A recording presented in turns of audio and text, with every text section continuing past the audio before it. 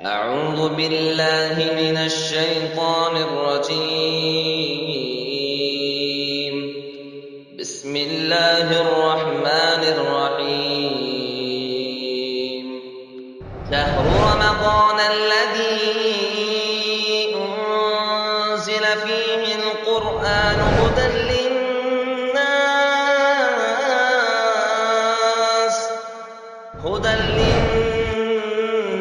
وبينات من الهدى والفرقان، فمن شهد منكم الشهر فليصم، ومن كان مريضا أو على سفر فعدة من أيام أخر. وتعز من تشاء وتذل من تشاء، جس کو چاہے عزت دے جس کو چاہے ذلت دے. گویا کہ ملک کا دینا پوسٹ کا دینا اس کے اختیار میں ہے، فیصلے وہاں سے ہوتے ہیں، اور ملک چھین لینا تاج و تخت چھین لینا اس کا فیصلہ اوپر سے ہوتا ہے. اور وتعز من تشاء وتذل من تشاء، عزت کا فیصلہ اوپر سے اور ذلت کا فیصلہ بھی اوپر سے. السلام علیکم ورحمۃ اللہ وبرکاتہ. بسم اللہ الرحمن الرحیم. قرآن حکیم کے 9ویں پارے کی تفسیر کا خلاصہ پیش کیا جا رہا ہے. انبیاء کے تعلق سے، یعنی جب بھی کوئی نبی اپنی امت کی طرف بھیجا جاتا ہے تو نبی کے تعلق سے اور اس کے لائے ہوئے پیغام کے تعلق سے 3 قسم کے لوگ پیدا ہو جاتے ہیں. ایک مومن، منکر، ایک متردد. مومن مان لیتا ہے، یہ منکر کافر انکار کر دیتا ہے، اور یہ متردد کا مطلب ہوتا ہے ڈاما ڈول ہونا، ادھر جاؤں یا ادھر جاؤں سمجھ میں نہیں آتا کہ کدھر جاؤں. یہ متردد. سمجھ میں مومن مان لیتا ہے نبی کی بات، یہ انکار کر دیتا ہے منکر. یہ متردد رہتا ہے مانو کہ نہ مانو. تو نبی اور اس کے پیغام کے تعلق سے لوگوں کے 3 گروہ ہو جاتے ہیں: کافر، مومن اور متردد.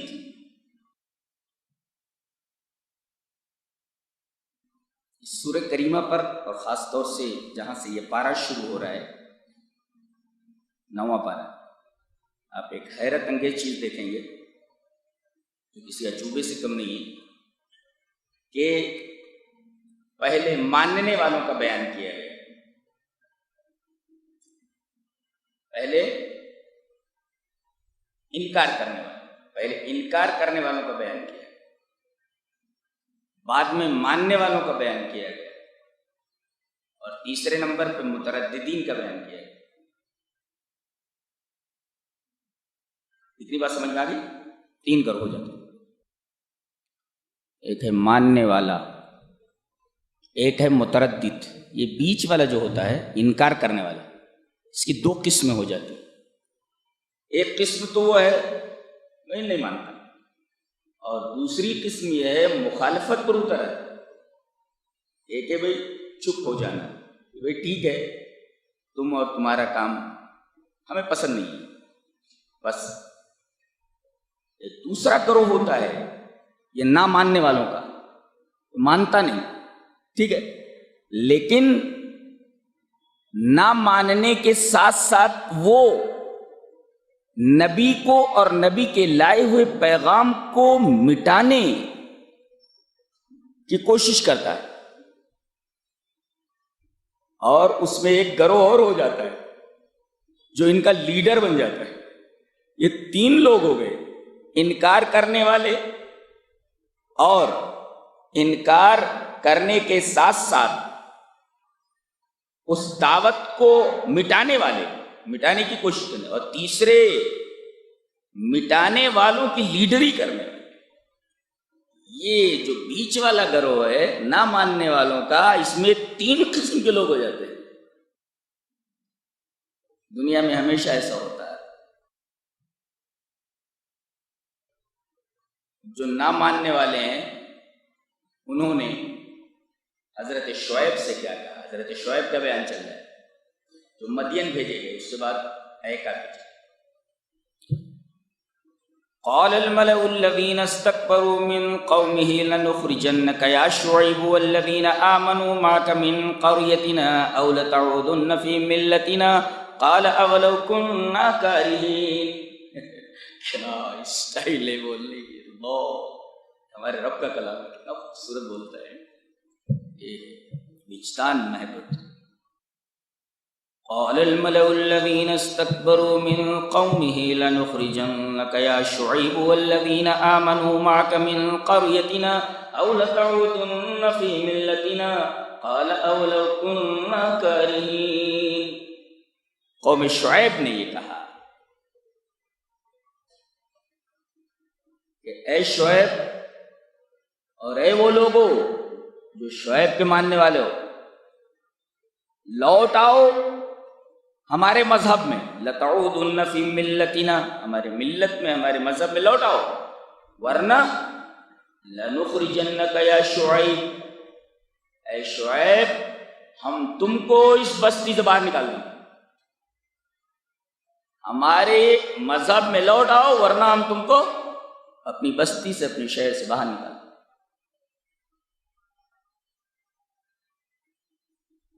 جانتے ہیں انہوں نے کیا کہا؟ بستی سے باہر نکالنے۔ آگے دیکھو،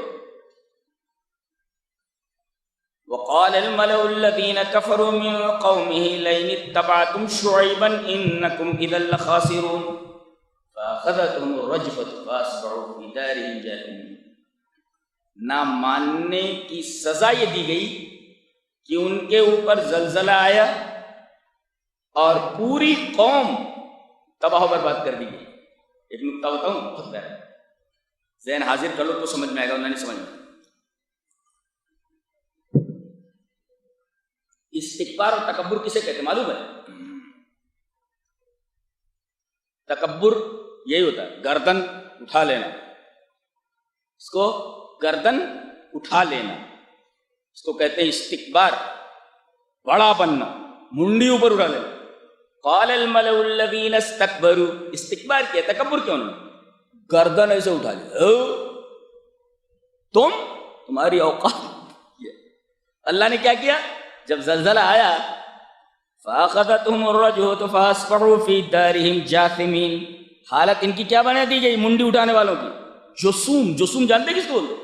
عربی میں دیکھیں گے آپ تو کہتے ہیں جلس القرفصاء، جسوم کا مطلب ہوتا ہے جلس القرفصاء، اکڑو بیٹھ جانا۔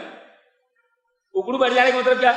یہ رانے جو ہے پیٹ سے چمٹ جاتی اور منڈی نیچے ہو جاتی ہے، تو منڈی نیچے ہو گئی اور پیر پیٹ سے لگ گئے، سارے کے ساری اسی حالت میں مار دیے گئے، مر گئے سب۔ تو جنہوں نے منڈی اٹھائی تھی نا ان کو گھٹنوں کے اوپر بٹھا دیا گیا، یہ ہے تمہاری اوقات۔ اللہ، آپ یہ پارا خالی ترجمہ پڑھ جائیں بدن پر لرزہ طاری ہو جائے گا، ڈر جائیں گے آپ۔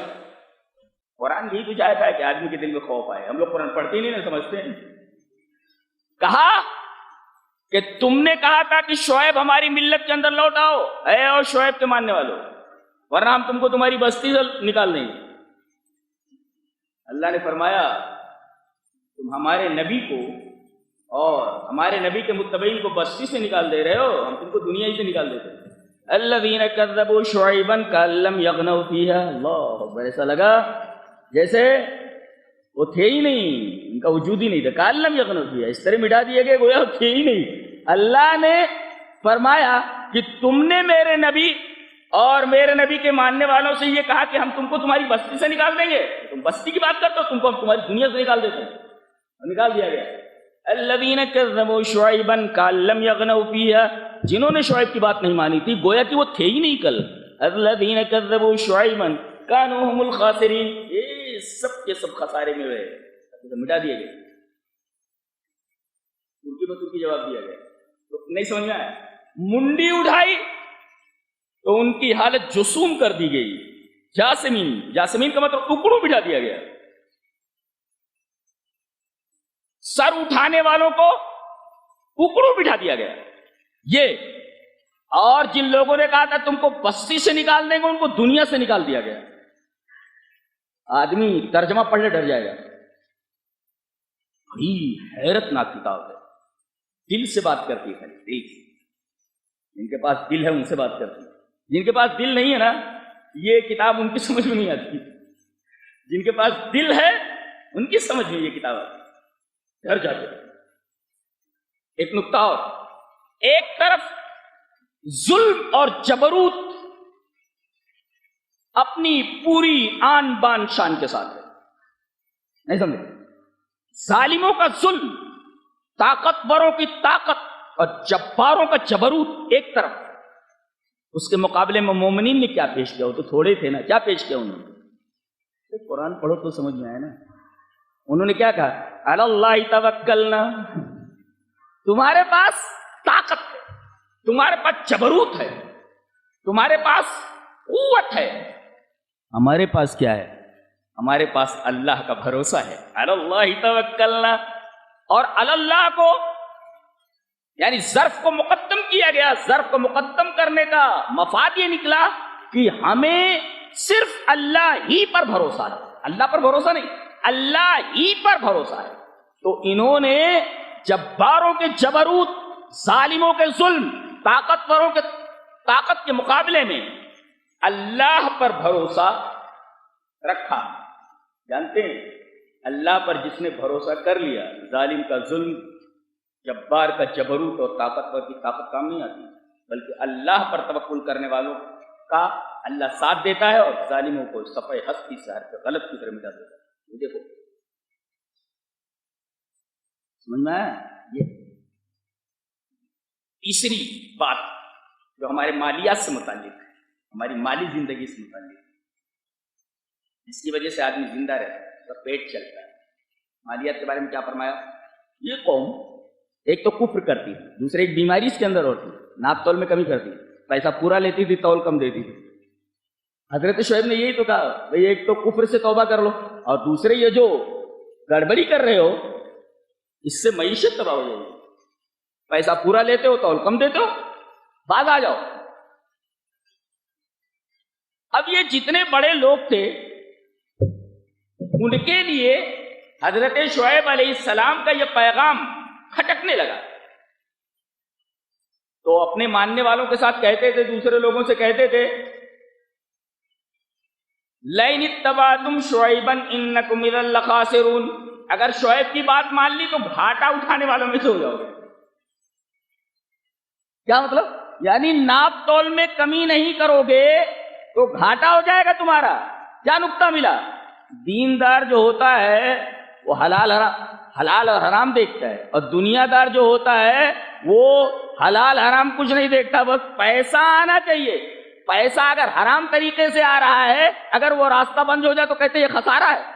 अरे हराम रास्ता बंद हो गया तो खसारा कैसे? कहता हराम रास्ता बंद हो गया, खसारा हो गया उसे।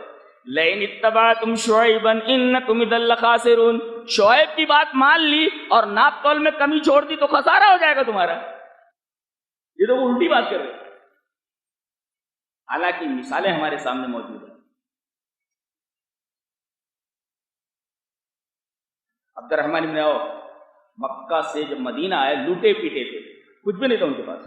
साद इब्न रुबैया ने कहा, मेरी 2 बीवियां हैं, उनमें से एक को देख लो, जो तुम्हें अच्छी लगे मैं उसको तलाक दे देता हूँ, इद्दत के बाद उसके साथ शादी कर लेना। ऐसी तो कुर्बानी देने वाले दोनों औरतें हैं मेरी, पसंद कर लो, कौन सी चाहिए, तलाक दे देता हूँ, इद्दत के बाद निकाल लो। तो मेरे मुआफ़ाती भाई हो, और मैं माल का आधा हिस्सा 2 हिस्से कर देता हूँ, आधा हिस्सा खुद ले लो, आधा तुम ले लो, मेरे भाई हो। लो, बाहर से आए हुए आदमी के साथ इस तरह सलूक किया जा रहा है। इसी वजह से अल्लाह ने उन्हें अंसार का, मुहाजिरीन वल अंसार है, और ऐसी मदद की। लेकिन लेने वाला भी कैसा? देने वाला कितना फराख दिल, और लेने वाला भी कितना फराख दिल है। कहने लगा, अल्लाह तुम्हारी बीवियों में बरकत दे, और अल्लाह तबारक व तआला मालो औलाद में बरकत दे, और तुम्हारे माल में बरकत दे। बीवी में बरकत है, माल में। मुझे सिर्फ बाजार का रास्ता बता दो, کہتے چیز یعنی پنیر سے دھندا شروع کیا. مدینہ کے سب سے مالدار صحابی ہے, سب سے مالدار صحابی. سونے کی اینٹیں توڑی گئی تھی, ترکہ تقسیم ہو, تریکہ جب تقسیم ہو تو اینٹیں توڑی گئی. کون کہتا ہے کہ حرام راستے ہی سے روزی کمائی جا سکتی ہے؟ حلال طریقے سے آدمی روزی کمائے. کہ عبد الرحمن بن عوف کی مثال ہمارے سامنے نہیں ہے؟ کتنا بڑا آدمی ہے. عثمان غنی کتنے بڑے لوگ ہیں, آپ پریشان ہو جاؤ گے دیکھ کر کے. اتنے بڑے بڑے صحابی ہیں, اتنے پیسے والے, لو مٹا دیا گیا. ترتیب دیکھو کہ جب کسی قوم کے اوپر عذاب آتا ہے تو پوری قوم کو تباہ کر دیا جاتا ہے. اب ضرورت اس بات کی تھی کہ اللہ اپنے عذاب کی سنت جاریہ بیان کرتا. یہ عذاب کا قانون کیا ہے؟ ارے بھائی ہر چیز کا قانون ہے نا, تو اللہ کے عذاب کا بھی قانون ہے. تو اللہ کے عذاب کی سنت جاریہ بیان کی گئی. کیا ہوتا پہلے؟ یہ نبی بھیجا گیا کہاں؟ امت کی طرف. اب کیا ہوتا ہے, کچھ لوگ مان لیتے ہیں اور کچھ لوگ نہیں مانتے. اب جو لوگ نہیں مانتے ان کو اللہ تبارک و تعالی سزا دینے کے لیے عذاب بھیجتا ہے. سمجھ میں آیا آپ کی؟ بھائی یہ نبی, یہ قوم. اب اس نبی نے پیغام اپنا امت کے سامنے رکھا. کچھ لوگوں نے قبول کر لیا, کچھ لوگوں نے قبول نہیں کیا. اب جن لوگوں نے قبول نہیں کیا ان کے اوپر مصیبتیں آتی ہیں, عذاب نازل کیا گیا. تو جو عذاب آیا اس سے متاثر مومن بھی ہوا اور کافر بھی ہوا, انکار کرنے والا بھی ہوا اور ماننے والا بھی ہوا. ارے بھائی بارش روک لی گئی, اب بارش نہیں ہو رہی ہے تو جیسے کافر پریشان ہو رہا ہے ویسے مومن پریشان ہو رہا ہے. لیکن آپ دیکھیں گے کہ دونوں میں فرق ہے بہت زیادہ. عذاب آیا اور دونوں متاثر ہوئے, کافر بھی اور مومن بھی. ظاہر کے اعتبار سے نیک و بد دونوں اس مصیبت میں مبتلا ہیں, لیکن نتائج کے اعتبار سے دونوں میں بہت بڑا فرق ہے. ظاہر میں دونوں مصیبت میں ہیں, دونوں کی کھیتیاں سوکھ گئی ہیں بارش نہ ہونے کی بنا پر, لیکن نتیجے کے اعتبار سے آپ دیکھیں گے ایک اللہ کی طرف اور زیادہ مائل ہو گیا. وہ سوچنے لگا ارے بارش رک گئی ہے, لگتا ہے کچھ کوتاہی ہو گئی ہے اللہ کے حق میں. دیکھو مومن کی سوچ دیکھو, بارش رک گئی, عذاب آیا, نیک اور بد دونوں متاثر ہوئے. اس کی کھیتی بھی سوکھ گئی, اس کی بھی کھیتی سوکھ گئی, کھیتیاں دونوں کی سوکھی. ظاہر میں نیک و بد دونوں متاثر ہوئے, لیکن نتیجے کے اعتبار سے مومن میں اور کافر میں فرق ہو گیا, ماننے اور نہ ماننے والوں میں. کیا؟ مومن نے یہ دیکھا کہ یہ جو بارش رکی ہے, جو عذاب آیا ہے, یہ شاید ہمارے گناہوں کی سزا ہے, لہذا وہ پلٹتے ہیں. کوئی کوتاہی ہو گئی ہے, کوتاہیوں کا تدارک کیا جائے, وہ پلٹتے ہیں. اور یہ جو کافر ہوتے ہیں یہ اور گناہ کرنے لگتے ہیں. سمجھ میں نہیں آتا. وہ یہ کہتے ہیں ارے جس طریقے سے ہماری کھیتیاں سوکھ رہی ہیں, یہ جو نبی کو ماننے والے ہیں ان کی بھی کھیتیاں سوکھ رہی ہیں, تو ماننے کی کیا ضرورت ہے؟ دیکھو دونوں کی سوچ میں فرق ہو گیا. انہوں نے سوچا کہ ہماری کوتاہیوں کی وجہ سے عذاب آیا ہے, اور انہوں نے کیا سوچا, ارے جس مصیبت میں ہم مبتلا ہیں اس میں مسلمان بھی مبتلا ہیں, تو ان کے ماننے سے کیا فائدہ ہوگا, لہذا اپنے موقف کے اوپر ڈٹے رہو. یہ دیکھو سوچ بھی. اس کے بعد اللہ کیا کرتا ہے, بارش برساتا ہے. بارش برسانے کے بعد خوب خوشحالی آ جاتی ہے, تو کہنے لگتے ہیں ارے دیکھو یہ چیزیں تو ہمارے آبا و اجداد کے اوپر آتی تھی, کبھی سکھ کبھی دکھ, کبھی خوشی کبھی غم, کبھی راحت کبھی مصیبت, یہ تو آتی رہتی تھی. تو انقلابات ہیں زمانے کے انقلابات ہیں. اس کے بعد اللہ فرماتا ہے کہ پھر ہم ان کو خوشحالی دینے کے بعد جب پکڑتے ہیں تو جو لوگ نہ ماننے والے ہوتے ہیں ان کو تباہ و برباد کر دیا جاتا ہے, اور ان لوگوں کو بچا لیا جاتا ہے جو لوگ اللہ کے ماننے والے ہوتے ہیں. دیکھو یہ جو آخری عذاب آیا ہے یہ نتیجے کے اعتبار سے الگ الگ ہو گیا. پڑھ لو, پورا صفحہ پڑھ لو, آپ کے اوپر حیرتوں کے پہاڑ ٹوٹ پڑیں گے کہ اللہ تبارک و تعالیٰ کی اس کائنات میں عذاب کی سنت جاریہ کیا ہے. پڑھو قرآن حکیم پڑھو. آگے فرمایا گیا دو چیزیں ہوں تو آسمان سے اور زمین سے برکتوں کے دروازے کھول دیے جائیں. اگر دو چیزیں آ جائیں آپ کے اندر تو لے لو, یہ آیت کریمہ لے کر جاؤ. ولو ان اهل القرى امنوا واتقوا لفتحنا عليهم برکات من السماء والارض ولكن كذبوا فاخذناهم بما كانوا يكسبون. اگر یہ گاؤں والے، بستی والے، شہر والے اگر یہ ایمان لاتے اور تقوی اختیار کرتے تو ایمان اور تقوی اگر آ جاتا تو لفتحنا عليهم برکات من السماء والارض، زمین اور آسمان سے برکتوں کے دروازے کھول دیتے. تو برکتوں کے دروازے اگر اپنے گھر کی طرف لگانے ہیں، جاری کرنے، آپ کے پاس ایمان اور تقوی ہونا چاہیے. یہ برکت، زیادہ پیسہ ملنا یہ برکت نہیں ہے. برکت میں اور پیسے میں فرق ہے. اگر ایک آدمی کو 1 کروڑ روپیہ مل جائے لیکن اس میں برکت نہ ہو، ادھر ادھر چلا جائے پیسہ اور سکون نہ ہو اس 1 کروڑ کو سنبھالنے کے لیے، تو بیکار ہے. اور اگر کسی آدمی کے پاس 100 روپیہ بھی ہو لیکن سکون کے ساتھ زندگی گزار رہا تو یہ برکت ہے. برکت کا تعلق اصل میں ذہن و دماغ سے ہے. آدمی کو 100 روپیہ بھی مل جائے اور سکون کے ساتھ اسے نیند آ جائے تو یہ برکت ہے. اور کروڑوں روپیہ ملنے کے بعد آدمی کو نیند نہ آئے تو سب سے بڑی زحمت تو یہی ہے. برکت کہاں ہے؟ تو برکت پیسوں کی زیادتی کا نام نہیں ہے، بلکہ اللہ تبارک و تعالیٰ آپ کو سکون دل اور سکون دماغ عطا کرتے، یہ اصل برکت ہے. یہ برکت، اس وجہ سے یہ نہیں کہا کہ اگر تم ایمان اور تقوی اختیار کرو گے تو ہم کو روپیہ پیسہ بہت زیادہ دیں گے، مال دیں گے، یہ نہیں کہا گیا، بلکہ کہا برکتیں دیں گے. مال میں اور برکت میں فرق ہے. اگر اللہ مال میں سے برکت اٹھا لے تو مال ادھر آیا ادھر چلا جاتا ہے، برکت ختم ہو جاتی ہے. سمجھ میں آیا؟ کہتے ہیں کافروں کی سب سے بڑی بیماری ہے منکر کی، یہ جو بیچ والا ہے، سب سے بڑی بیماری ہے فہم لا یسمعون، یہ سنتے نہیں ہیں. قرآن یہ بولتا سنتے نہیں. ارے کیوں نہیں سنتے بھائی؟ میں بول رہا ہوں آپ سن رہے ہیں کہ نہیں سن رہے ہیں؟ ایسے نبی جب بولتا تھا تو لوگ سنتے تھے کہ نہیں سنتے تھے؟ کافر بھی سنتا تھا، لیکن کہا گیا سنتے نہیں ہیں. پتہ یہ چلا سننا 2 قسم کا ہوتا ہے، خالی سننا، اس کان سے سننا اس کان سے اڑا دینا، اور ایک ہے سننا اور اس بات کو دل کی گہرائی میں اتار لینا. دونوں سنتے ہیں، مگر اللہ تبارک و تعالیٰ کے نزدیک اصل سننا کس کو کہتے ہیں؟ جو کان سے سنے دل میں اتار لے. وہ سننا سننا نہیں ہے کہ اس کان سے سنے اس کان سے اڑا دے. یہ محاورہ بھی قرآن حکیم سے مستفاد ہے.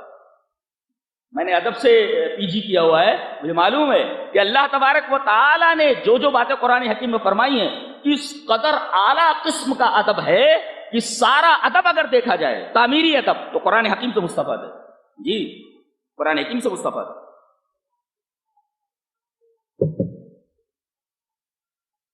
ہم لا سنتے نہیں، ارے سنتے تو ہے.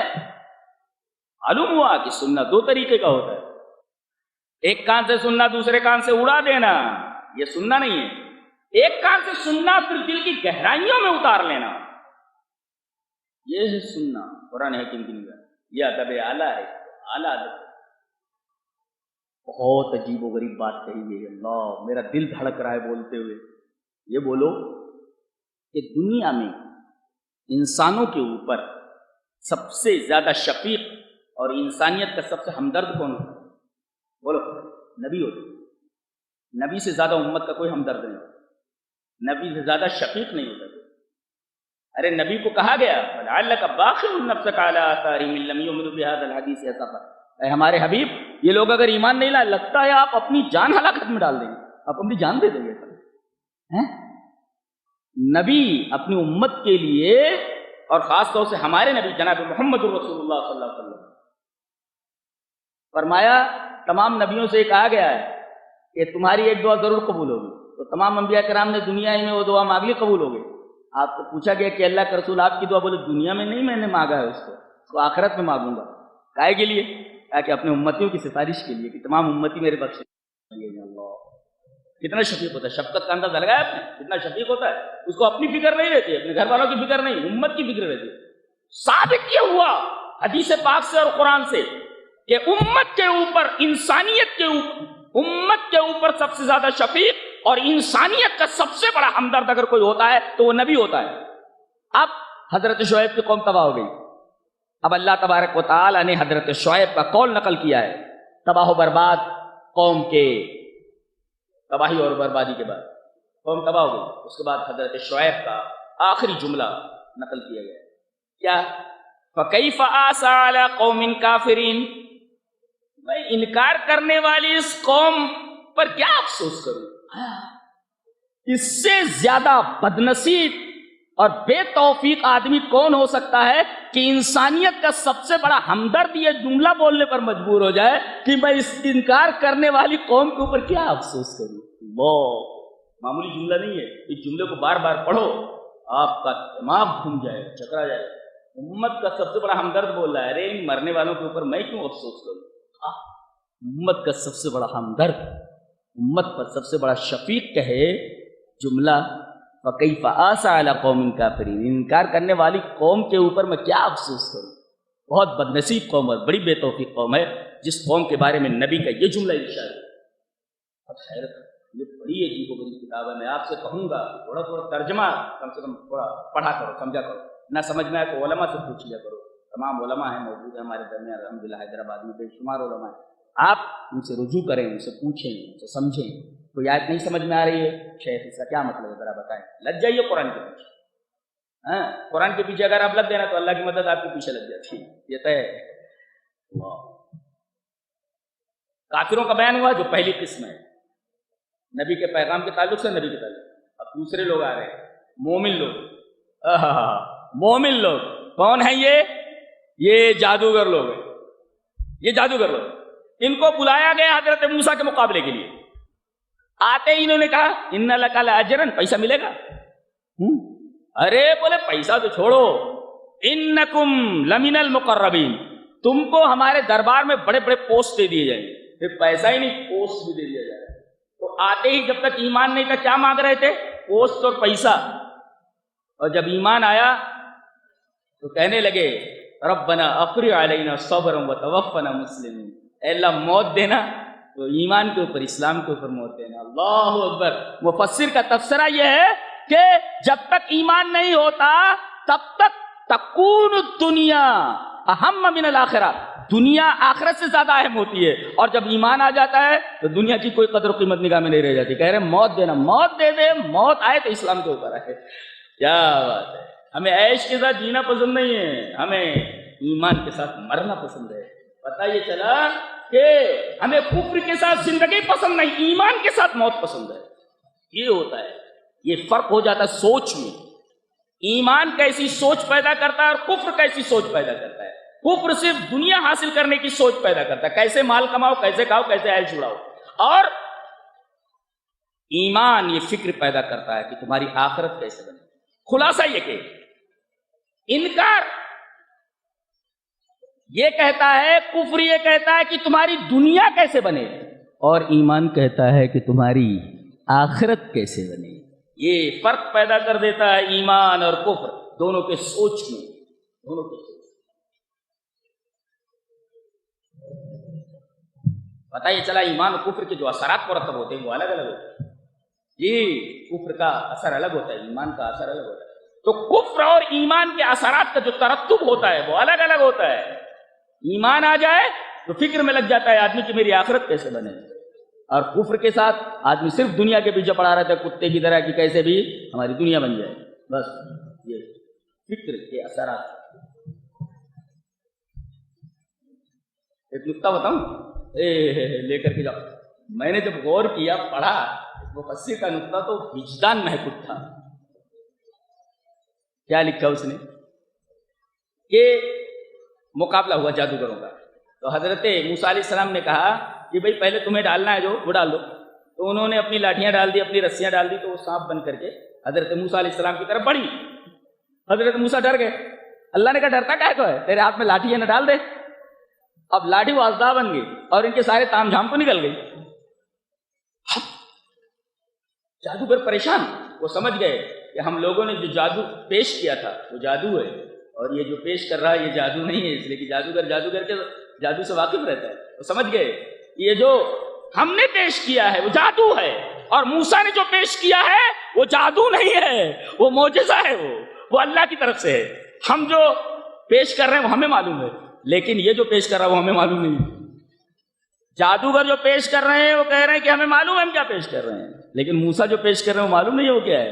اس کا مطلب یہ ہے کہ یہ جادو نہیں ہے, معجزہ ہے. فوراً فَأُلْقِيَ السَّحَرَةُ سَاجِدِينَ, تمام کے تمام جادوگر سجدے میں گر گئے. یہ ہے مومن, اور مومن کا اسٹینڈ متردد نہیں ہے, سخت ہے. ہے اپنے موقف کے اوپر، اور اللہ تعالیٰ نے ان کی سب سے پہلی صفت سجدہ بیان کی ہے۔ اور حیرت کی بات یہ ہے کہ سورہ اعراف کا اختتام لفظ یسجدون پر ہے، کھول کر کے دیکھ لو، نہ قرآن میں دیکھ لو۔ اللہ نے ان کی یہ ادا اتنی پسند فرمائی کہ سورہ کریم کا اختتام لفظ یسجدون پر ہے۔ نہیں سمجھا؟ اللہ کو کوئی ادا پسند آ جائے تو اس کو ہائی لائٹ کرتا ہے اللہ۔ تو اللہ تعالی کو جادوگروں کی یہ ادا کہ سنتے ہی سجدے میں گر گئے، اللہ کو یہ سجدہ اتنا پسند آیا کہ سورہ اعراف کا اختتام یسجدون پر ہے کہ وہ لوگ سجدہ کرتے ہیں۔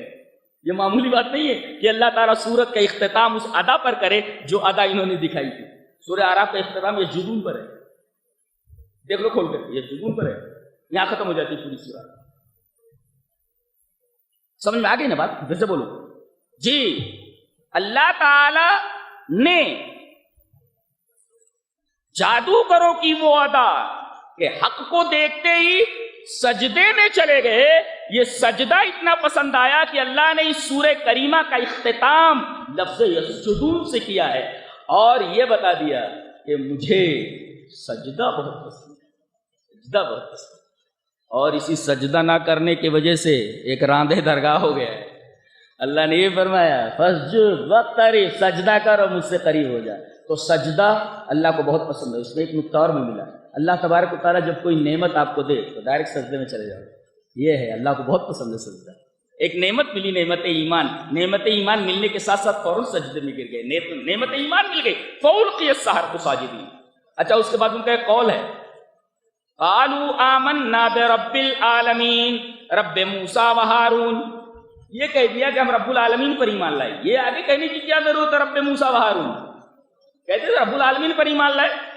اللہ نے یہ آگے جملہ اس وجہ سے بڑھایا کہ کہیں فرعون کے درباری وہاں موجود لوگ یہ نہ سمجھ لیں کہ رب العالمین سے مراد فرعون ہے، اس لیے وہ بھی تو اپنے آپ کو رب کہتا تھا، انا ربکم الاعلی، میں تمہارا رب ہوں۔ تو کہیں لوگ کنفیوژن میں نہ پڑ جائیں کہ رب العالمین سے مراد یہ ہے فرعون ہے، تب آگے کہا گیا نہ یہ فرعون نہیں ہے، رب موسیٰ و ہارون، موسیٰ اور ہارون کا رب، اس کے بارے میں کہہ رہا ہوں اور اس کو میں سجدہ کر رہا ہوں۔ اس کا مطلب ہے کہیں کنفیوژن ہو تو کنفیوژن کو الفاظ اور بڑھا کر کے دور کر دینا چاہیے، خاص طور سے عقائد کے باب میں۔ سمجھ میں آتا ہے جی؟ اچھا، ایک نکتہ اور بتاتا ہوں، یہاں ہے قالوا آمنا برب العالمین رب موسیٰ و ہارون، پہلے موسیٰ ہے بعد میں ہارون ہے، برابر ہے؟ سورہ طٰہٰ میں معاملہ الٹا ہے، برب ہارون و موسیٰ، پہلے ہارون ہے پھر بعد میں موسیٰ ہے۔ تو یہاں ایسا کیسے کہ پہلے موسیٰ پھر بعد میں ہارون، اور سورہ طٰہٰ میں پہلے ہارون پھر موسیٰ؟ دونوں میں حالتیں الگ الگ ہیں۔ یہاں اس وجہ سے موسیٰ علیہ السلام کو پہلے لایا گیا ان کا نام، اس لیے کہ یہ نبی ہیں، یہ نبی ہیں اور معزز نبی ہیں، اور چونکہ مقابلہ انہی سے ہو رہا ہے لہذا پہلے ان کا ذکر آیا، اور حضرت ہارون کا تذکرہ وہاں پہلے آیا اس لیے کہ یہ عمر میں بڑے ہیں۔ تو یہاں اس وجہ سے تذکرہ کیا گیا موسیٰ کا پہلے کہ وہ علم میں بڑے ہیں، اور وہاں تذکرہ اس وجہ سے کیا گیا کہ ہارون عمر میں بڑے ہیں۔ اس وجہ سے اللہ تعالیٰ نے دونوں جگہوں پر پہلے موسیٰ کہا، ایک جگہ ہارون بعد میں، اور دوسری جگہ ہارون پہلے کہا موسیٰ بعد میں۔ علم میں بڑے ہیں تو موسیٰ کو پہلے لایا گیا، اور عمر میں بڑے ہیں تو ہارون کو پہلے لایا گیا۔ یہ فرق ہے یہاں سورہ اعراف میں اور سورہ طٰہٰ کے انداز بیان میں۔ کوئی بھی بات آگے پیچھے کر دی جائے تب بھی حکمت سے خالی نہیں ہے، قرآن حکیم میں۔ اس کے بعد اللہ اتنی نفسیاتی کتاب ہے، بیٹی کے ساتھ کوئی بے حرمتی کرے وہ زیادہ ہے کہ بیوی کے ساتھ کوئی بے حرمتی کرے وہ زیادہ ہے؟ غیرت کس پر زیادہ آتی ہے؟ ایمان والے انسان کو۔ اب آپ سے پوچھتا ہوں، ایک نفسیات کو سائیکولوجی پڑھنے والے طلبہ اگر یہاں ہیں تو سمجھیں قرآن کی سائیکولوجی۔ بیٹی کے ساتھ کوئی بے حرمتی کرے، بیٹی کی بے حرمتی کرے تو زیادہ غیرت اس کو آئے گی، یا بیوی کے ساتھ کوئی بے حرمتی کرے تو زیادہ غیرت آئے گی؟ بیوی کے ساتھ زیادہ غیرت آئے گی اگر کوئی اس کے ساتھ بے حرمتی کرے تو۔ ہاں، اسی وجہ سے دیکھو قرآن حکیم نے نفسیاتی بات کہی ہے، کیا کہ سنقتل ابناءہم، وَنَسْتَحْيِي نِسَاءَهُمْ، ہم لڑکوں کو بچوں کو مار دیں گے اور عورتوں کو چھوڑ دیں گے. ارے بیٹیاں کیوں نہیں کہا؟ وہ تو بچیوں کو چھوڑ دیا جاتا تھا نا، چھوٹی بچیاں تھیں ان کو چھوڑ دیا جاتا تھا. عورتیں کیوں کہا گیا؟ عورتیں اس وجہ سے کہا گیا تاکہ تمہاری غیرت زیادہ ہو. ارے تمہاری بیوی کے ساتھ بے حرمتی کی نہیں سمجھا بھائی؟ بیٹی کے ساتھ بے حرمتی اور بیوی کے ساتھ بے حرمتی. ارے تیری بیوی کے ساتھ اس نے ایسا کیا، تیری بیٹی کے ساتھ ایسا کیا. غیرت زیادہ کس میں؟ غیرت دونوں میں آئے گی، مگر غیرت زیادہ کس میں آئے گی؟ بیوی کے ساتھ بے حرمتی کرنا. لہذا اللہ تعالیٰ نے یہاں بچیوں کو بیویاں کہا ہے. تمہاری بیویوں کو ہم چھوڑ دیں گے. کیا مطلب؟ یہی بیٹیاں تو جوان ہو کر کے بیویاں بنیں گی نا، انہی کے ساتھ ہم بے حرمتی کریں گے. غیرت دلائی گئی ہے کہ اگر ایمان کا دامن ہاتھ سے چھوڑ دو گے تمہارے ساتھ یہ برا ہوگا. اور دیکھو اللہ تعالیٰ نے تمہاری بیویوں کی عزت بچا لی موسیٰ کے ذریعے کہ موسیٰ تمہیں لے کر کے بحر احمر کو پار کر کے فرعون کے ظلم سے نجات پا گئے، صرف ہمارے پیغمبر کی وجہ سے، ہماری شریعت کی وجہ سے. فرعون کے ظلم سے تمہیں نجات دے دی. یہ کتنا بڑا احسان ہے کہ تمہاری بیویوں کی بے حرمتی نہیں کی گئی اور ان کی حرمت کو پامال کرنے سے روک دیا گیا. ارے غیرت ہے تمہیں؟ جس دین نے تمہاری بیویوں کی حرمت بچائی ہے، کیا تم اس دین کے اوپر اپنی جان نہیں قربان کر سکتے؟ اتنی بڑی بات نہیں ہے. غیرت کو ابھارا گیا، غیرت کو ایک اصول بتایا گیا کائنات میں. اللہ فرمایا دنیا میں ہم کسی کو پوسٹ دیتے ہیں، اقتدار دیتے ہیں، تو ایسے نہیں مل جاتا، ہم دیتے. ہاں کوئی بھی ہو، مومن ہو، کافر ہو، منافق ہو، سب کو دیتے ہم ہی ہیں. فرمایا قل اللہم مالک الملک تؤتی الملک من تشاء وتنزع الملک ممن تشاء. جس کو چاہے ملک دے، جس سے چاہے ملک چھین لے. جس کو چاہے تاج و تخت سے نواز دے، تخت پر بٹھا دے، اور جس کو چاہے فٹ پاتھ پر لا کر کھڑا کر دے. قل اللہم مالک الملک تؤتی الملک من تشاء وتنزع الملک ممن تشاء. جس کو چاہے ملک دے اور جس سے چاہے ملک چھین لے، یہ سب اس کے ہاتھ میں. وتعز من تشاء وتذل من تشاء. جس کو چاہے عزت دے، جس کو چاہے ذلت دے. گویا کہ ملک کا دینا، پوسٹ کا دینا اس کے اختیار میں ہے، فیصلے وہاں سے ہوتے. اور ملک چھین لینا، تاج و تخت چھین لینا، اس کا فیصلہ اوپر سے ہوتا ہے. اور وتعز من تشاء وتذل من تشاء، عزت کا فیصلہ اوپر سے اور ذلت کا فیصلہ بھی اوپر سے. وہی جس کو چاہے عزت دے، وہی جس کو چاہے ذلت دے. یہاں فرمایا گیا کہ ہم جب کسی کو اقتدار دیتے ہیں، خلیفہ بناتے ہیں، بس تخلیفہ کو اس وجہ سے نہیں کہ تم عیش کرو. فَيَنْظُرَ كَيْفَ تَعْمَلُونَ، یہ دیکھنے کے لیے کہ تم کام کیسا کرتے ہو. کیا ایک جملہ ہے، بتا دیا گیا. یہ پوسٹ دے کر کے ہم یہ دیکھنا چاہتے ہیں کہ تم کام کیا کرتے ہو. اگر صحیح کام نہیں کیے تو تم کو وہاں سے ہٹا کر دوسرے کو بٹھا دیا جائے گا. یہ قانون ہے، چلتا چلا آ رہا ہے. بڑے بڑے قلعے ہماری نگاہوں کے سامنے ہیں. پہلے وہاں ہٹو بجو کی آوازیں آتی تھیں، آپ تصور بھی نہیں کر سکتے. آج جانور ادھر ادھر گھومتے رہتے ہیں، بچھو سانپ گھومتے رہتے ہیں وہاں جہاں سے ہٹو بچو کی آوازیں آیا کرتی ہیں. تخت و تاج چھین کر کے دوسروں کے حوالے کر دیا گیا ہے. معمولی ہے یہ. وَيَسْتَخْلِفَكُمْ، تمہیں اقتدار دیتا ہے. کیوں؟ منمانی کرنے کے لیے نہیں. فَيَنْظُرَ كَيْفَ تَعْمَلُونَ، وجہ بتائی گئی تاکہ وہ دیکھے کہ تم عمل کیسا کرتے ہو. گویا کہ استخلاف فی الارض اور اقتدار جو زمین میں ملتا ہے اس کی وجہ یہ ہوتی ہے کہ اللہ دیکھنا چاہتا ہے کہ تم کام کیسا کرتے ہو. کام اچھا کرو گے تو کفر کے ساتھ حکومت چل جائے گی، مگر ظلم کے ساتھ حکومت نہیں چلتی. جی لہذا آدمی عدل کرے. یہ اقتدار کا فلسفہ بتایا گیا، اقتدار کا اصول بتایا گیا. کتاب ہے، کیا کیا باتیں کرتی اللہ. اب بنی اسرائیل کو لے کر کے جا رہے ہیں، کون؟ حضرت موسیٰ. اس پار چلے گئے، فرعون وہیں ڈوب گیا اپنے ساتھیوں کے ساتھ. آگے گئے، یہ نالائق قوم ہے. ابھی معجزہ دیکھا انہوں نے کہ دریا پھٹ پڑا ہے، موسیٰ علیہ السلام کے عصا مارے. تھوڑی دور آگے گئے تو دیکھا فَأَتَوْا عَلَىٰ قَوْمٍ يَعْكُفُونَ عَلَىٰ أَصْنَامٍ لَهُمْ. دیکھا ایک قوم کو کہ وہ پوجا کر رہی ہے بتوں کی. تو کہنے لگے قَالُوا يَا مُوسَىٰ اجْعَل لَنَا إِلَٰهًا كَمَا لَهُمْ آلِهَةٌ. کہا کہ اے موسیٰ ہمارے لیے ایسا ہی معبود بنا تو جیسا کہ ان کے معبود ہیں. حیرت ہو رہی، مجھے پڑھ کر کے حیرت ہو رہی ہے کہ یہ قوم کیسی تھی، یہ بےہودہ قوم. تبھی تو علامہ اقبال نے کہا ہے کہ قوم ایسی تھی تو نبی بھی ویسا دیا گیا, سونٹا دے کر کے بھیجا گیا تھا, ڈنڈا دے کر کے بھیجا گیا تھا. یہ جانور ہیں, ذرا ان کو اچھی طرح ٹریٹ کرو. علامہ اقبال نے کہا نہیں, بے معجزہ دنیا میں ابھرتی نہیں قوم ہے, جو ضرب کلیمی نہیں رکھتا وہ ہنر کیا ہے. تو سونٹا دیا گیا تھا, ڈنڈا مار مار کر ذرا نہیں درست کرو, بڑی خطرناک قوم ہے. حضرت موسیٰ غصے میں آ گئے, قال انکم قوم تجہلون, جاہل قوم ہو تم. دیکھو نبی کیسا پریشان ہو گیا, قال انکم قوم تجہلون, جاہل لوگ ہو تم. پتہ یہ چلا کہ دنیا کی سب سے بڑی جہالت شرک ہے, اور دنیا کا سب سے بڑا علم توحید ہے. معلوم ہوا یہ نقطۂ نظر کو سے, دنیا کی سب سے بڑی جہالت کیا ہے؟ شرک, اور دنیا کا سب سے بڑا علم توحید. آگے تین قسم کے لوگ ہوتے ہیں نا. اب ایک واقعہ بیان کیا جا رہا ہے جس میں 3 گروہ ہو گئے. دیکھو کتنا ربط ہے, پہلے مومنین کا پہلے کافرین کا تذکرہ, پھر مومنین کا تذکرہ, پھر مترددین کا. یہ متردد ہیں کیا؟ ارے اس کو مانے کس کو مانے, لاؤ اے موسیٰ ایک معبود ہماری طرح اس طرح بنا دیجیے جیسے لوگ پوچھو. متردد ہے کہ نہیں ہے؟ تو پہلے کافرین, پھر مومنین, پھر مترددین. یہ مترددین ہیں, یعنی اللہ پر انہیں اعتماد نہیں ہے, اعتقاد نہیں ہے, کہہ رہے ہیں ایسا معبود بنا دیا, مترددین. تو ترتیب کیا ہوئی؟ کافرین, مومنین, مترددین. کافر, مومن, متردد. اب واقعہ ایسا بیان کیا جا رہا ہے جس میں 3 قسم کے لوگ ہیں. اللہ کیا کتاب ہے, سبحان اللہ, مزہ آ گیا, مزہ آ گیا.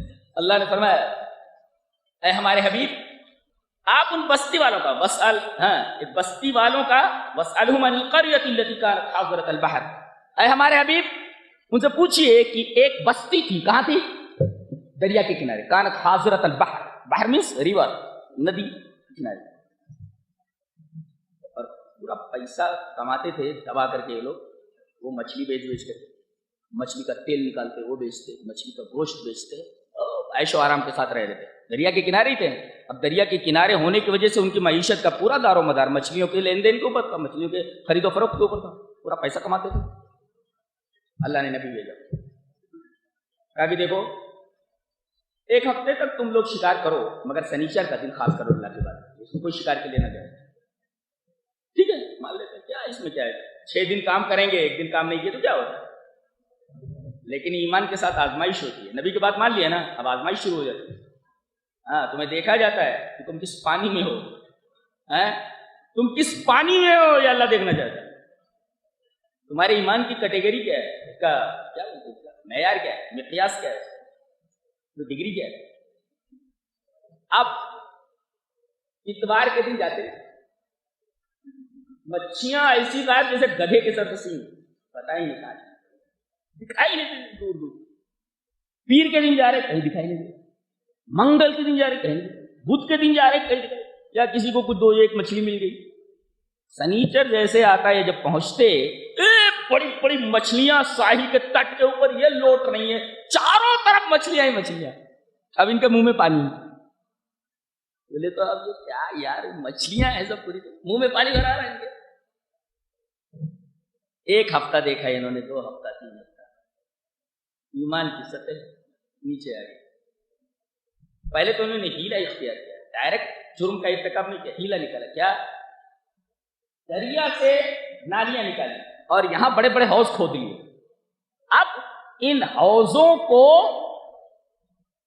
نالیوں سے دریا کو ملا دیا گیا, یا اس طریقے سے کہ حوض بنا دیے گئے اور دریا کا پانی کاٹ کر نالیوں کے ذریعے حوض سے جوڑ دیا گیا. اب مچھلیاں جو ساحل کے کنارے آتی وہ اس میں سے چل کر کے نالیوں میں سے حوض میں آ جاتی. پھر یہ کیا کرتے, سنیچر کے دن سے بیٹھ کے دیکھتے رہتے, راستہ بند کر دیتے تھے, نالیوں میں سے نہ جائے, یہاں سے بند کر دیتے.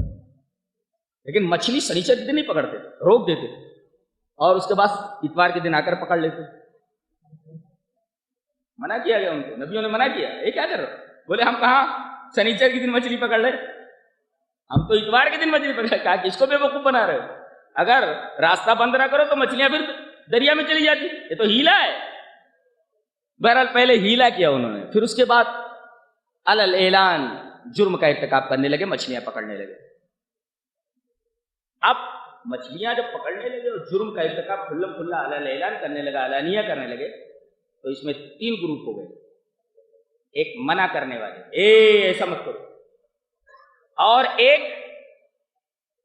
انکار کرنے والے. ایک منع کرنے والے ایسا مت کرو، دوسرا انکار کرنے والے، اور تیسرے چپ رہنے والے. یہ کر رہے ہیں تو نافرمانی کر ہی رہے ہیں، دوسرے بول رہے ہیں ایسا نہیں کرنے کا، دو، اور تیسرے مون دھارن کر کے بیٹھ گئے. مون دھارن کر لیا انہوں نے، چپ چاپ بیٹھ گئے. ایک نافرمانی کر رہا ہے، دوسرا روک رہا ہے، اور تیسرا مون دھارن کر کے بیٹھ گیا، چپ چاپ بیٹھ گیا. اب اللہ کا عذاب آیا، اللہ کا عذاب آیا. دروازہ صبح کھلا ہی نہیں سب کا. ارے شکار کے لیے کیوں نہیں نکل رہے؟ دروازہ کھولا گیا تو کوئی کہیں سے جو ہے سور نکل رہا ہے، اور کہیں سے جو بندر نکل رہا ہے. تو کونو قردۃ خاسئین، اور ایک جگہ خنازیر، سور بنا دیا گیا ان کو، خنازیر. تو کہتے ہیں کہ اس میں خنزیر اور قردہ یعنی بندروں کا لفظ کیوں استعمال کیا گیا؟ بڑا بوڑھوں کو سور بنا دیا گیا اور نوجوانوں کو بندر بنا دیا گیا.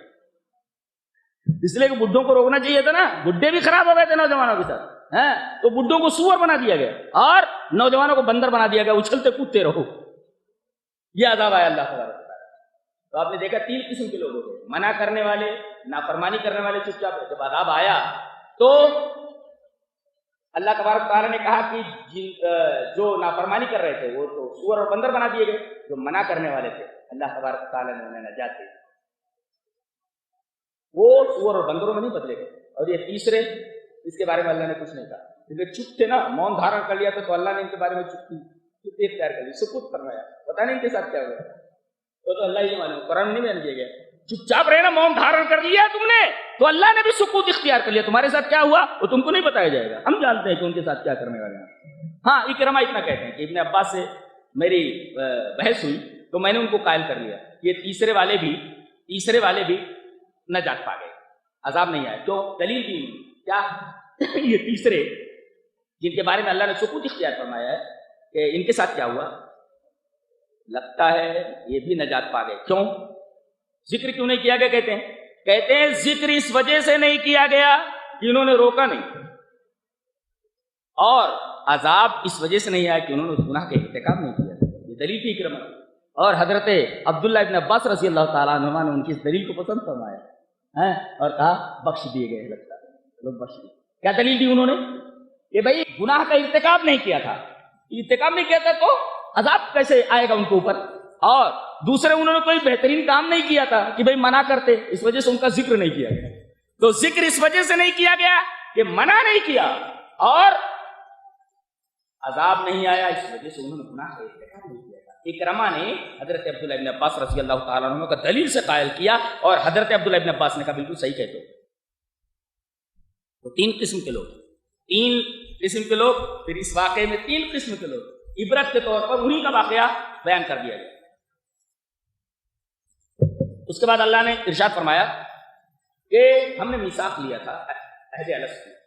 آدم کو پیدا کرنے کے بعد ان کے پشت پر ہاتھ پھیرا اور ساری ضروریت نکال دی جس میں ہم سب تھے، اور اس کے بعد سب سے گواہی لی، الست بربکم، کیا میں تمہارا رب نہیں ہوں؟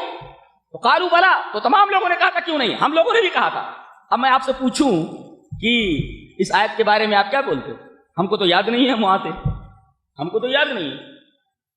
آپ یہ بول سکتے ہو نا، ارے کون سے عہد کی قرآن بات کر رہا ہے، ہمیں تو کچھ یاد ہی نہیں ہے. ارے بھائی آدمی عہد کرتا ہے، بھائی میں یہ کروں گا، آپ ایسا کرو گے؟ بولے کریں گے. آپ ایسا نہیں کرو گے؟ نہیں کریں گے. یہ عہد ہم نے کب کیا تھا ہمیں یاد نہیں. تو میں نے ایک صاحب نے جب اس پر اعتراض کیا کہ اس کا کیا جواب ہو سکتا ہے، میں نے صرف ایک جواب دیا، آپ ماں کے پیٹ میں تھے، باہر آیا، آپ کو معلوم تھا آپ ماں کے پیٹ میں ہیں؟ آپ کو کیسے معلوم؟ بولے بتانے سے. بولے انبیاء نے بتایا نا، میثاق لیا گیا تو مان لو نا. آپ کو تو معلوم ہے ہم ماں کے پیٹ میں تھے، آپ کو معلوم نہیں کہ آپ ماں کے پیٹ میں تھے، کسی کو معلوم نہیں ہوتا. جی باہر آتے تو لوگ بتاتے ہیں، ماں بتاتی ہے کہ ماں کے پیٹ تھے، باپ بتاتا ہے، لوگ بتاتے ہیں. تو ایسے ہی ہم لوگ عہد الست میں اللہ تبارک و تعالیٰ سے عہد و پیمان کر چکے ہیں، ہمیں معلوم نہیں. جیسے پیٹ میں رہنے والے بچے کو معلوم نہیں کہ میں پیٹ میں تھا، ایسے ہی عہد الست میں ہم کو معلوم نہیں. اب ہمیں نبی بتاتے ہیں، انبیاء بتاتے ہیں، قرآن بتاتا ہے لہذا جب دوسروں کے کہنے پر تم مان لیتے ہو ماں کے پیٹ میں، تو نبیوں کو بتانے سے یہ کیوں نہیں مان لیتے کہ ہم اللہ تبارک تعالیٰ سے عہد و پیمان کر چکے؟ بہرحال وہ خاموش ہو گئے ہو، جی جواب نہیں دیا انہوں نے۔ اس کے بعد کہا گیا ایک ہے جاہل آپ کے ساتھ جہالت کرے اور ایک ہے شیطان آپ کے ساتھ جہالت کرے، دونوں کے ساتھ کیا کیا کرنا ہے؟ ایسی کتاب ہے، ایسی بات ہے، سبحان اللہ وبحمدہ سبحان اللہ، پڑھو تو ایسا لگتا ہے کہ کیا بات ہے۔ زندگی میں کون سا ایسا پہلو ہے جس کے اوپر شاندار بحث میں کی گئی ہے؟ دنیا کی کوئی ایسی کتاب نہیں ہے۔ اذا صفح علیک الجاہل فاعرض، کہا گیا جب جاہل تمہارے ساتھ جہالت کرے تو اسے معاف کر دو، اعراض کر دو۔ جاہل سامنے ہے نا، اعراض کا مطلب کیا ہوتا ہے؟ ادھر پھیل لینا اس کے سامنے۔ خذ العفو وامر بالعرف واعرض عن الجاہلین، جاہل اگر جہالت کرے، مفسر اس کا تبصرہ کرتا ہے اذا صفح علیک الجاہل فاعرض عنہ، جاہل اگر تمہارے ساتھ جہالت کرے تو اس کے ساتھ اعراض کرو۔ اعراض کا مطلب یہ منڈی جاہل کے سامنے ہے، یہ منڈی ادھر پھیل لو، یہ ہے اعراض، برابر؟ اچھا، وَإِمَّا يَنزَغَنَّكَ مِنَ الشَّيْطَانِ نَزْغٌ فَاسْتَعِذْ بِاللَّهِ، اور جب شیطان جہالت کرنے لگے، وسوسہ ڈالنے لگے تو اعراض نہیں، اللہ کی پناہ چاہو۔ یہاں اعراض کافی نہیں ہے، کیوں؟ جواب دو، اعراض کافی کیوں نہیں؟ ارے منڈی جس طرح گھماؤ گے سامنے آ جائے گا۔ بھائی آپ یہ جاہل کھڑا ہوا ہے، اب آپ نے اس نے جہالت کی اور آپ نے منڈی ادھر پھیلی اور بھاگنے لگے، جاہل آپ کے پیچھے تھوڑی دوڑے گا، کہاں تک دوڑے گا؟ لیکن شیطان اس طرف گئے تو سامنے ہے، اس طرف گئے تو سامنے، اس طرف گئے تو ہم بھاگو گے کہاں؟ کہا گیا اعراض کرنے سے کام نہیں چلے گا، یہاں صرف اور صرف اللہ کی پناہ چاہیے۔ فَإِمَّا يَنزَغَنَّكَ مِنَ الشَّيْطَانِ نَزْغٌ فَاسْتَعِذْ بِاللَّهِ، یہاں اللہ کی پناہ میں آ جاؤ، یہاں اعراض کافی نہیں ہے۔ تو جاہل کے جہالت کا جواب اعراض ہے، اور شیطان کے وسوسے کا اور اس کی جہالت کا جواب اعوذ باللہ من الشیطان الرجیم ہے، اللہ تبارک تعالیٰ کی پناہ ہے۔ سمجھ میں آیا اعراض کا مطلب استعاذہ کا؟ تو شیطان کے وسوسوں کے لیے استعاذہ اور جاہل کی جہالت سے اعراض اور استعاذہ میں یہ بنیادی فرق ہے، یہ نکتہ ہے اس کا۔ اس کے بعد کہا شیطان تمہارے دل میں وسوسہ کیسے ڈالتا ہے؟ دنیا کی کوئی کتاب لا کر کے مجھے بتا دو، یہ بتا دیتے ہیں۔ چلو کوئی کتاب لے آؤ۔ سائنس اتنی ترقی کر چکی ہے، کوئی کتاب دنیا کی لا کر کے بتا دو کہ شیطان تمہارے دل پر حملہ کیسے کرتا ہے۔ آپ کو تاریخ کے اندر فلاں پورس نے کیسے حملہ کیا، تو فلاں نے کیسے حملہ کیا، تو سکندر نے کیسے حملہ کیا، تو فلاں نے کیسے حملہ کیا، تاریخ مل جائے اس سے۔ دنیا کی کسی کتاب کے اندر یہ بتا دو شیطان دل کے اوپر کیسے حملہ آور ہوتا ہے۔ قرآن نے بتایا، دیکھو ان الذين اتقوا اذا مسهم طائف من الشيطان تذكروا فاذا هم مبصرون۔ شیطان کیا کرتا ہے؟ طائف مانے گھومنے والا، طائف مانے طواف میں طواف کرنا، گھومنا، اسی سے طائف۔ طواف کا مطلب سمجھتے ہیں کعبہ کے ارد گرد گھومنا۔ اب یہاں طائف لائے گا وسوسے کو، طائف من الشیطان، شیطان کا وسوسہ، وسوسے کو طائف کہا گیا، ایسے ایسے گھومتا ہے، ایسے ایسے گھومتا ہے۔ کہا گیا حملہ کیسے کرتا معلوم ہے؟ وہ تمہارے دل کے ارد گرد ایسے گھومتا رہتا ہے، چکر لگا۔ طائف من الشیطان، شیطان کا وسوسہ طائف ہے، گھومتا رہتا ہے۔ کیوں گھومتا رہتا ہے؟ جہاں کہیں کمزوری دکھائی دی، کہیں کوئی سوراخ نظر آئے، کیا بات ہے، دیوار یقین کے ارد گرد، دیوار ایمان کے ارد گرد چکر لگاتا رہتا ہے، اور جہاں کوئی کمزوری دکھائی دی وہیں کمزور پوائنٹ پر حملہ کر کے دل کے اندر داخل ہو جاتا ہے۔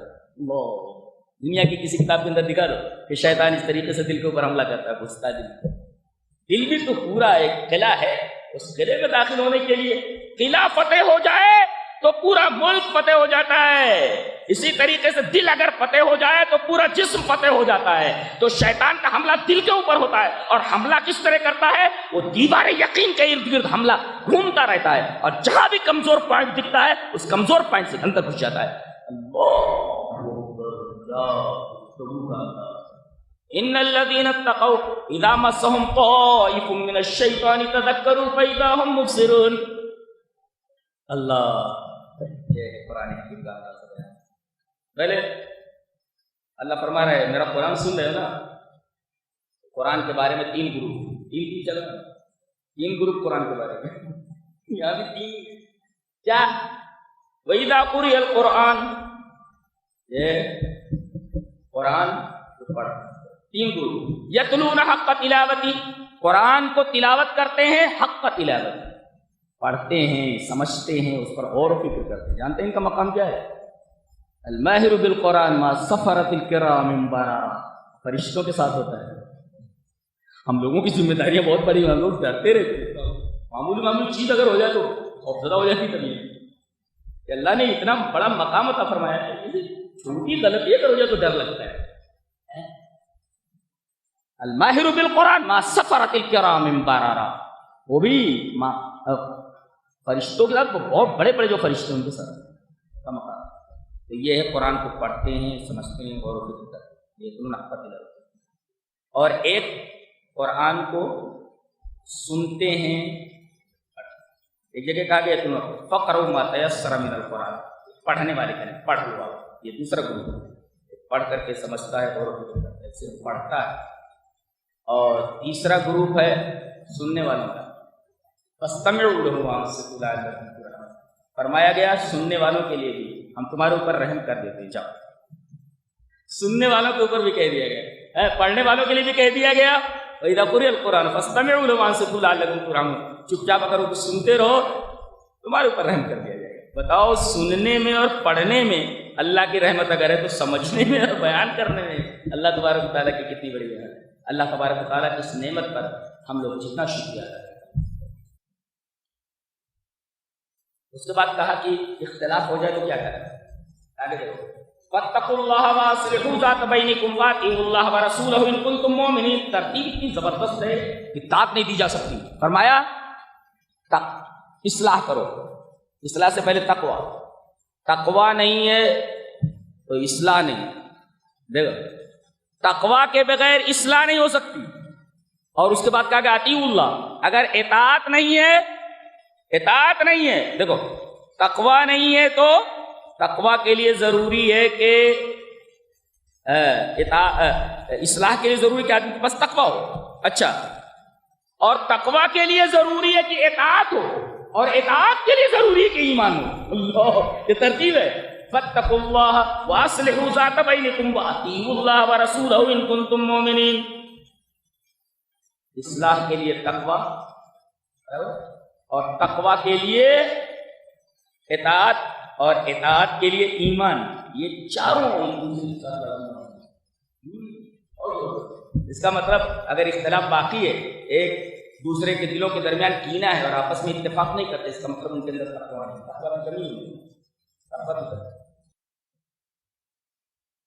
آگے فرمایا گیا وَلَوْ عَلِمَ اللَّهُ فِيهِمْ خَيْرًا لَّأَسْمَعَهُمْ، اگر اللہ ان میں کوئی خیر دیکھتا تو ان کو قرآن سنا دیتا ہے. پتہ یہ چلا قرآن سننے کی جسے توفیق دے دے اللہ تبارک تعالیٰ، اس کے ساتھ خیر کا ارادہ کیا گیا ہے. آپ کے ساتھ اللہ نے خیر کا ارادہ فرمایا ہے. وَلَوْ عَلِمَ اللَّهُ فِيهِمْ خَيْرًا لَّأَسْمَعَهُمْ، اگر اللہ ان کے اندر خیر دیکھتا تو انہیں سنا دیتا. اس کا مطلب آپ سن رہے ہیں، اللہ آپ کو سنا رہا ہے، اس کا مطلب آپ کے ساتھ خیر کا ارادہ کیا جا رہا ہے. بہت بڑی بات ہے آپ لوگوں کے لیے، بڑے خوش نصیب ہیں آپ لوگ. اس کے بعد ایک بڑی پیاری بات، وَمَا كَانَ اللَّهُ لِيُعَذِّبَهُمْ وَمَا كَانَ اللَّهُ مُعَذِّبَهُمْ وَهُمْ يَسْتَغْفِرُونَ. اگر تم استغفار کرتے رہو تو اللہ کی کیا پڑی ہے کہ تمہیں ایسا. حسن بصری کہتے ہیں جو استغفار کرتا ہے اللہ اس کے اوپر عذاب نہیں ڈالتا. پوچھا گیا کیوں؟ استغفار کرنے والے پر اللہ عذاب نہیں بھیجتا. یہ کس نے کہا؟ سوری، یہ حسن بصری. ان سے پوچھا گیا کیوں؟ کہتا ہے استغفار اس وجہ سے وہ کر رہا ہے کہ اللہ نے استغفار کی توفیق دی. ایسا کیسے کہ اللہ جس چیز کی توفیق دے اور اس کی توفیق سے وہ چیز کرنے لگے اس کو عذاب دے. گویا استغفار کرنے والے کے اوپر عذاب نہیں آئے گا، اس لیے کہ اللہ نے اس کو استغفار کی توفیق دی. ایسا کیسے کہ اللہ کسی چیز کی توفیق دے دے، استغفار کی توفیق دے دی، پھر توفیق دینے کے بعد اس کے اوپر عذاب نازل کرتا ہے. ایسا کیسے ہوتا ہے؟ اس کا مطلب یہ ہوا کہ استغفار بھی آدمی کرتا بغیر اللہ کی توفیق کے نہیں کر سکتا. اور استغفار بہت بڑی چیز ہے. لہٰذا ہمیشہ فوراً کوئی گناہ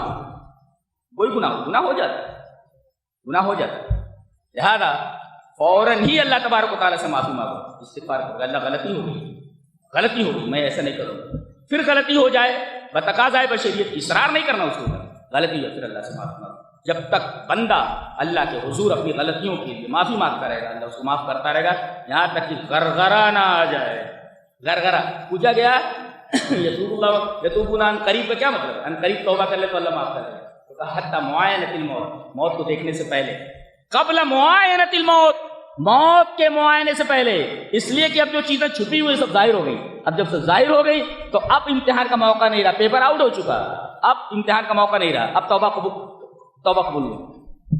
اس سے پہلے موت کو آپ اپنی آنکھوں سے دیکھ لیں تو پہلے توبہ کا دروازہ کھلا ہوا. یہ تھا 9ویں پارے کا خلاصہ. اللہ تبارک و تعالیٰ ہمیں نیک عمل اور اچھی سمجھ کو توفیق عطا فرمائے. الحمدللہ. وتلك حجتنا آتيناها إبراهيم على قومه نرفع درجات من نشاء إن ربك حكيم عليم. ووهبنا له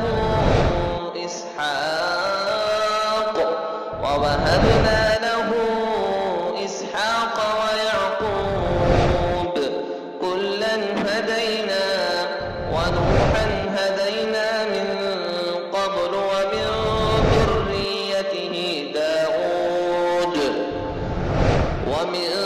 ذريته داود وسليمان وأيوب ويوسف وموسى وهارون وكذلك نجزي المحسنين.